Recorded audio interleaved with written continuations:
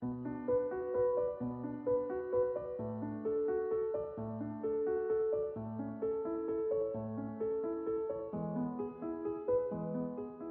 think for a lot of people, that's what's very troubling about being part of any faith community. The idea that when you have a question or something bothers you, that you're somehow not allowed to investigate that feeling. You're supposed to let it sit.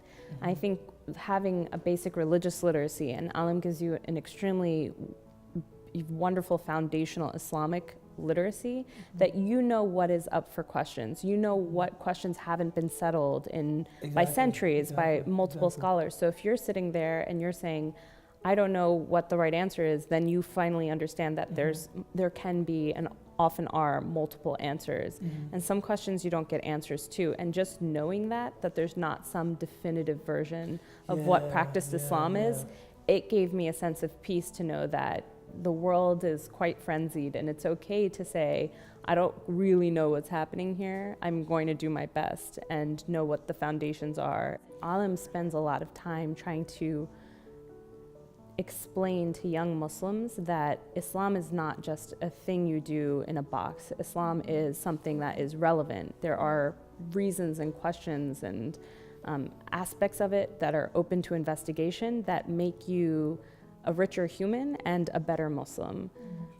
The other thing that I still think about is I'm currently in a statutory interpretation class. So what we're doing is looking at legal text, laws, court opinions, and we're analyzing what does language mean.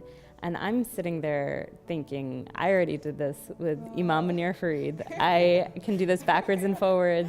Scholars have been doing this for thousands of years. I got a little taste of it, and I already feel like that trained me to look at words in a way that I know are helpful and put me a step ahead for a totally unrelated field when you're talking about things. That's really powerful. You know, I never thought about those skills being translatable, you know, in that way. But, you know, there is some scholastic integrity in the Islamic tradition. If one is open to that integrity, that can perhaps, you know, instruct, inform, enhance future, you know, intellectual and scholastic endeavors. So that's heavy, man. MashaAllah. Institutions like ALIM are the bedrock of what American Islam looks like. There's a number of new initiatives, including think tanks, that came about from this program. And if all it takes is making sure that a student has the ability to stay in a lodging and dedicate some amount of their time, full time, to studying the traditions and the modern implementation of their deen, why wouldn't you support that?